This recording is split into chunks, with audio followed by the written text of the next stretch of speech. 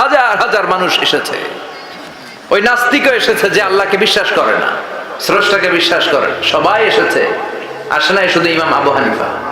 নাস্তিক কয় তগো ইমাম ডরাইছে, কি বলে তোদের ইমাম ভয় পেয়েছে। উনি এসেছেন 1.5-2 ঘন্টা দেরি করে। 1.5 ঘন্টা দেরি করে যখন উনি আসলেন, নাস্তিক বলে আপনার সাথে কোনো কথা নাই, আপনার তো সময়ের জ্ঞানই নাই, আপনার সাথে কিসের আলাপ? ইমাম আবু হানিফা বললেন ইনদি উযর, আমার ওযর আছে। কি ওযর?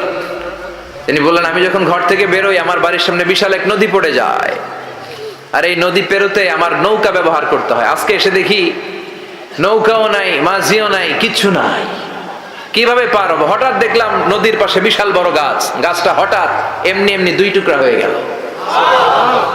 গাছ থেকে বিশাল কাঠের তক্তা বের হয়ে গেল, তক্তাগুলো অটোমেটিক্যালি জোড়া লেগে নৌকা হয়ে গেল। এই নৌকা মাঝি ছাড়া সা করে আমার সামনে চলে এলো। আমি নৌকায় বিসমিল্লাহ বলে বসে পড়লাম। হঠাৎ নৌকা আমারে টান দিয়ে ওপারে নিয়ে এলো। তারপর আমি আপনার এই ময়দানে ছুটে এসেছি। এই যে গাছ কাটা, তক্তা হওয়া, নৌকা হওয়া, মাঝি ছাড়া চলা, এই প্রসেসিং হতে আমার 2 ঘন্টার সময় লেগেছে। I am extremely sorry for that, আনা আসিফ জিদ্দান, আমি দুঃখিত। নাস্তিক নেতা বলে তবে ইমাম গাঞ্জা খাইছে। কি খাইছে? তোদের ইমাম মজনুন, জুন্না আলাই, মাথার তার সিরা নিয়ে যা। ইমাম আবু হানিফা বললেন ময়দানে আমারে গালি দিলেন কেন? পাগল বললেন কেন? তার সিরা বলে ডাকলেন কেন? মজনুন শব্দ ব্যবহার করলেন কেন? মার্জিত ভাষা ব্যবহার করতে শিখেন। নাস্তিক বলে কেমন কথা আপনি বলেন? শিক্ষিত মানুষ, দার্শনিক মানুষ, জ্ঞানী মানুষ, ইমাম মানুষ, কোন মানুষ ছাড়া, করাত ছাড়া বিশাল বড় বড় গাছ কাটা যায় নাকি? মিস্ত্রি ছাড়া তক্তা বানানো যায় নাকি? মিস্ত্রি ছাড়া তক্তা জোড়া লাগে এমনি এমনি নৌকা হয় নাকি? মাঝি ছাড়া পানিতে নৌকা চলে নাকি? ইমাম আবু হানিফা বললেন now you are on the right track. এই তো লাইনে আসছেন আপনি। এই লাইনে আনার জন্য তো এত গল্প, লাইনে আনার জন্যই তো এত স্টোরি আমি মেক করলাম। আপনার কথা থেকেই যদি ধরি, করাত ছাড়া গাছ কাটা যায় না, এমনি এমনি তক্তা হয় না, এমনি এমনি নৌকা হয় না, মাঝি ছাড়া নৌকা এমনি এমনি চলে না, তাহলে আকাশ কেমন করে এমনি এমনি হলো? জমিন কেমন করে এমনি এমনি হলো? দ্বীপ প্রহরের জলজলে সূর্যটা কেমন করে কিরণ দিল এমনি এমনি? আল্লাহু আকবার! কেমন করে নবমণ্ডল ভূমণ্ডল সৃষ্টি হলো? কেমন করে দিন শেষে রাত্রি আসে, রাত্রি শেষে দিন আসে? ওইটা যদি এমনি এমনি না হয়, মহাবিশ্বের এই সুন্দর বসুন্ধরার সবকিছু কেমন করে এমনি এমনি হয়? বলেন হুয়াল আউয়ালু ওয়াল আখিরু ওয়াল যাহিরু ওয়াল বাতিন ওয়া হুয়া বিকুল্লি শাইইন আলিম। আমি প্রথম, আমি শেষ, আমি প্রকাশ্য, আমি গোপন। ঠিক কি না? প্রথমে আল্লাহ আল্লাহ, শেষেও আল্লাহ আল্লাহ, আকাশে আল্লাহ আল্লাহ, জমিনে আল্লাহ আল্লাহ। সবাই পড়েন প্রথমে আল্লাহ আল্লাহ, শেষেও আল্লাহ আল্লাহ, আকাশে আল্লাহ আল্লাহ, জমিনে আল্লাহ আল্লাহ। নিখিল জাহান গায়ে গুণগান, তার নামে গায় আমরাও গাই তাআলা হামদে বারি তাআলা, হামদে বারি তাআলা, হামদে বারি তাআলা। সুবহানাল্লাহ পড়ে।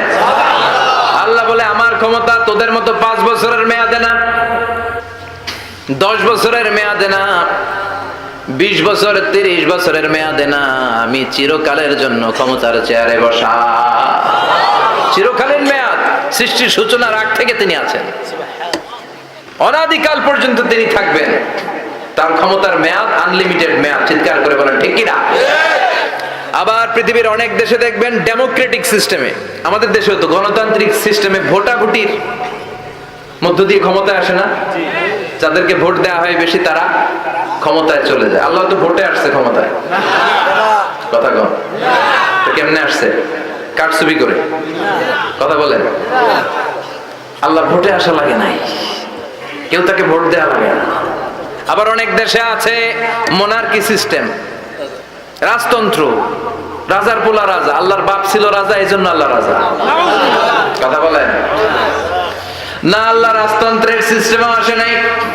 আবার অনেক দেশে আছে ডিক্টেটরশিপ, একবার ক্ষমতা পাইলে মাগার চেয়ার ছাড়ে না। বছর চলতেই থাকে, আছে না নাই? আল্লাহ কি এই সিস্টেমে আসছে? আল্লাহর ক্ষমতার সাথে পৃথিবীর কারো ক্ষমতার কোনো মিল নাই। চিৎকার করে বলেন ঠিক কি না? আবার অনেক দেশে কোয়ালিশন করে ক্ষমতায় যেতে হয়, জোট করে। জোটের রাজনীতি দেশে আছে না নাই? 4 দলীয় জোট, 10 দলীয় জোট, 14 দলীয়, 18 দলীয়, 20 দলীয়, মহাদলীয়, মহাজোট, সামনে হবে মহাজোট। কথা কথা ঠিক কিনা বলেন? তো আল্লাহ কিরকম জোট করে আসা লাগছে? কথা বলেন। তার মানে আল্লাহর ক্ষমতা আমাদের ক্ষমতা এক নয়। বাম পাশের পাজরের হাড্ডি ডান পাশে ঢুকে যাবে, কিয়ামত পর্যন্ত এই মারামারি চলবে। আল্লাহ এরকম ভয়ঙ্কর পরিস্থিতি থেকে আমাদেরকে বাঁচাও। ওই কবরের আযাব থেকে বাঁচার দরকার আছে না নাই? বিশ্বনবী বললেন, যে ব্যক্তি রাত্রিবেলায় সূরাতুল মুলক তেলাওয়াত করবে তার কবরের আযাব হবে না।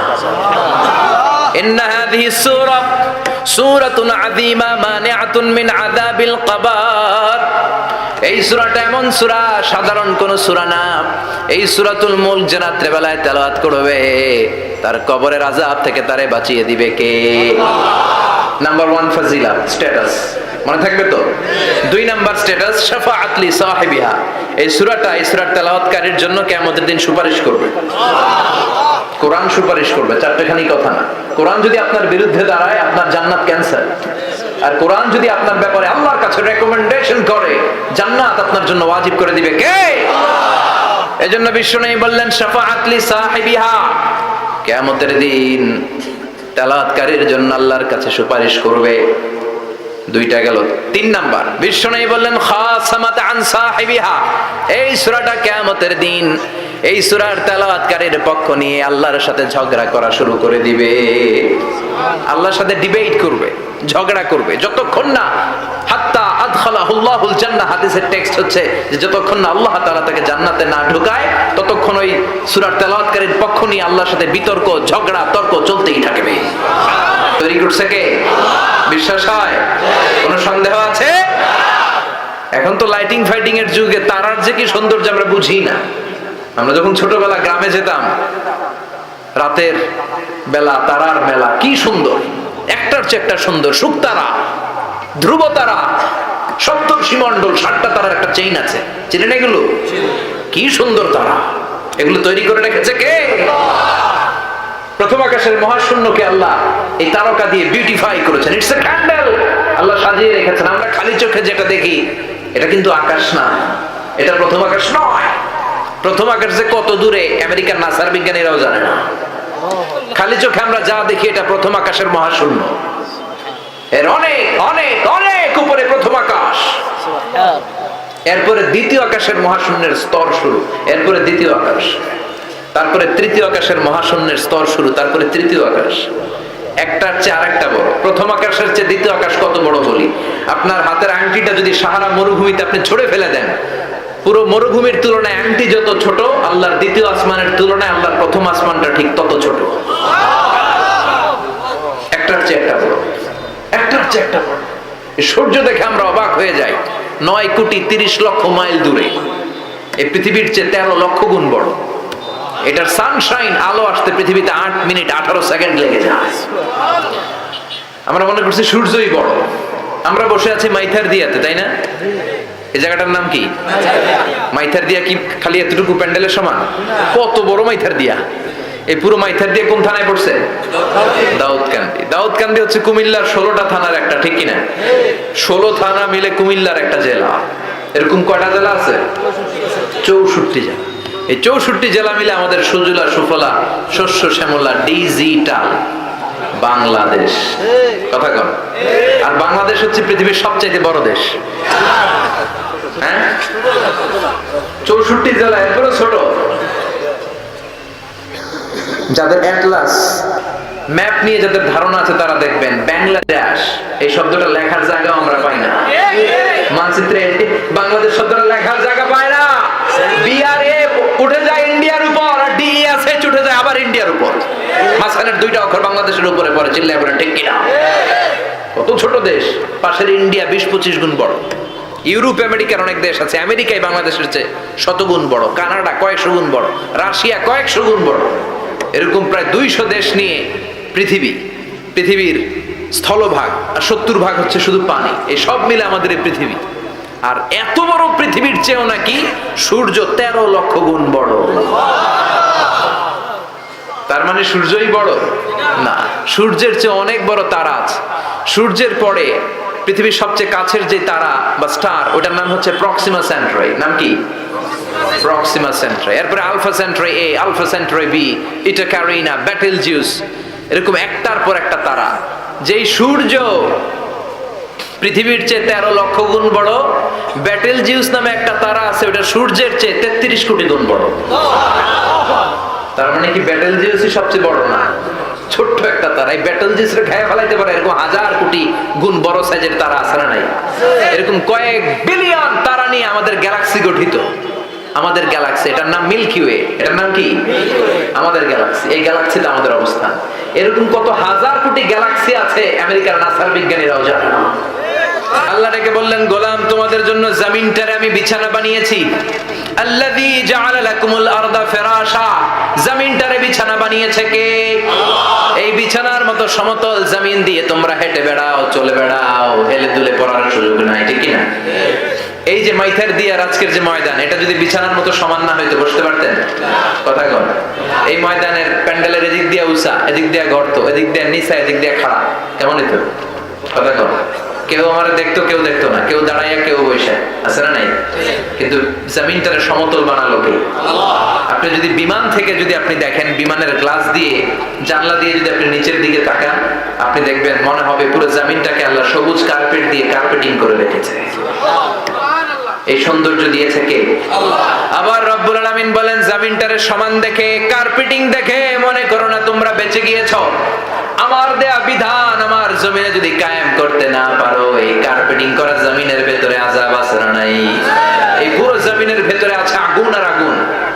আগ্নেয়গিরির অগ্নুৎপাত জ্বালামুখে বিস্ফোরণ করে দিয়ে গোটা বিশ্বটারে মুহূর্তে মেসাকার করে দিতে পারে কে? এজন্য আল্লাহ ডেকে বললেন, গোলাম আমিনতুম মান ফিস সামাই আন ইয়াখসিফা বিকুমুল আরদা ফাইদা হিয়া তামুর। তোমরা কি ভেবেছো নাকি বেঁচে যাবা? আমি চাইলেই পুরো জমিনটারে কাঁপিয়ে দিতে পারি। আয়াখসিফা বিকুমুল আরদ, খাসাফ মানে ল্যান্ডস্লাইড। খাসাফ মানে কি? ল্যান্ডস্লাইড, ভূমিধস, ভূকম্পন, আর্থকোয়েক, আছে না নাই? বাংলাদেশে তো ভূমিকম্প হয় না, না? টের পাইছেন? মাঝে মাঝে মাঝরাতে হয় না? 3টার দিকে নিজেই দৌড় দিব না, বাচ্চারা লইয়া দৌড় দিব, লুঙ্গি পইরা দৌড় দিব না, লুঙ্গি ছাড়া দৌড়াবো। কথা কও। এই ভূমিকম্প আছে না নাই?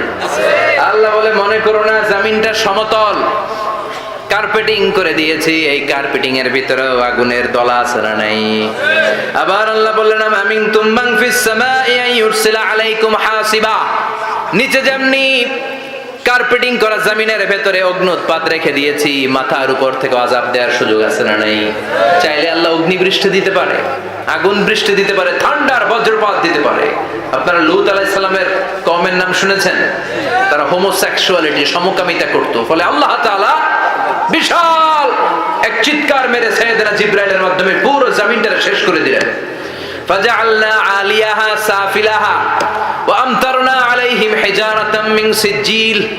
তাদের অপকর্মের কারণে জর্ডানের ওই এলাকাটাকে আল্লাহ বললেন, জিবরাইল এলাকাটারে হাতে তুলে নে, আকাশের উপরে তুলে পুরো এলাকা সহ মানুষ সহ জমিনের মধ্যে গেড়ে দে।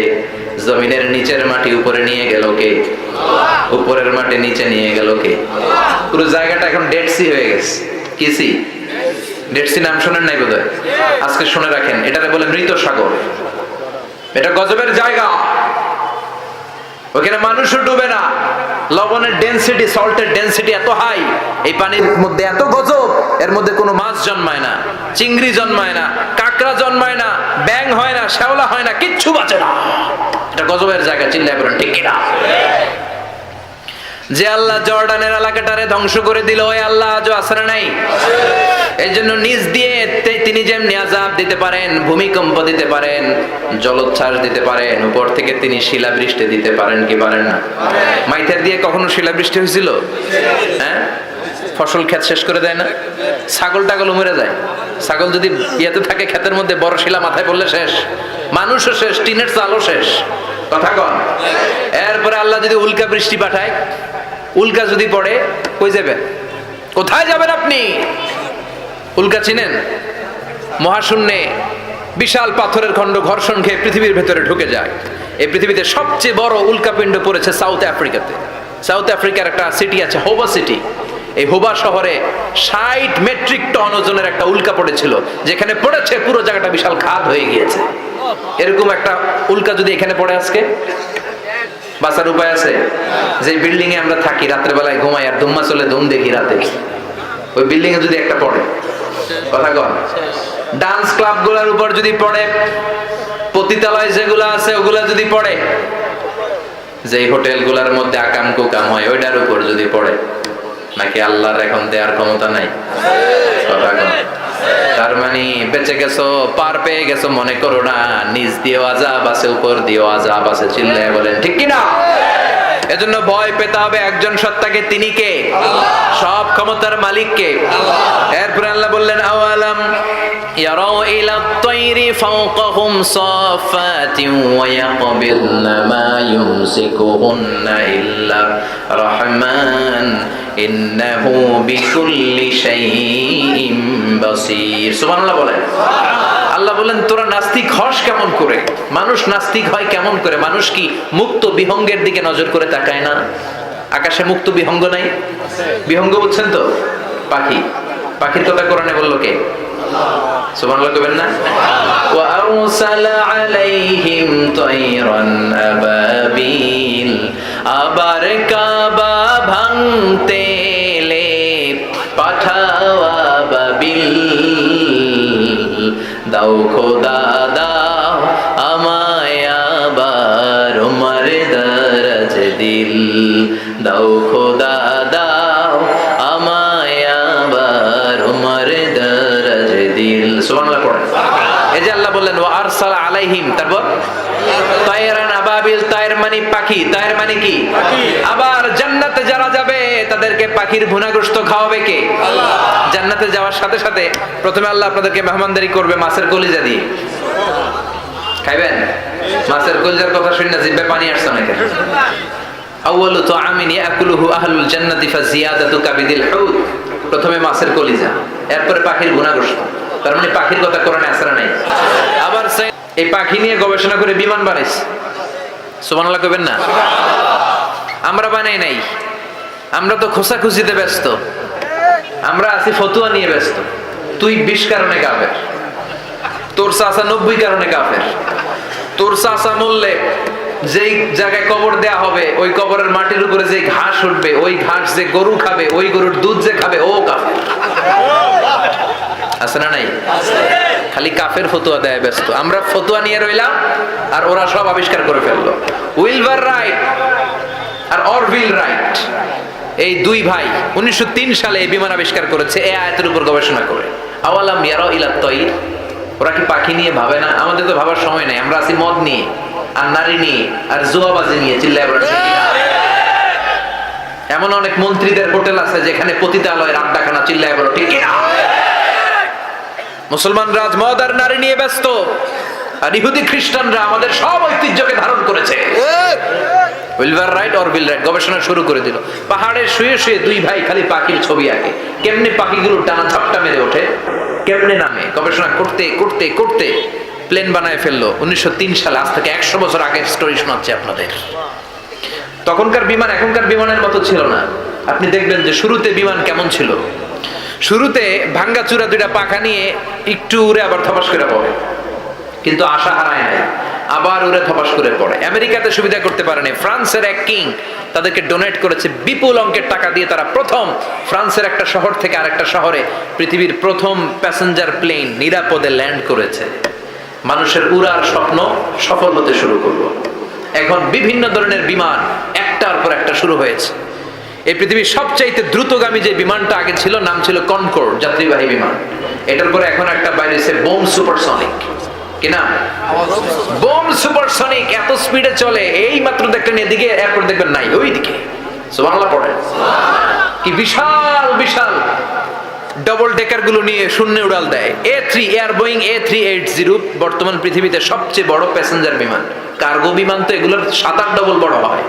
I'm talking about the passenger plane A380। 525 জন যাত্রী নিয়ে এটা শূন্যে উড়াল দেয়।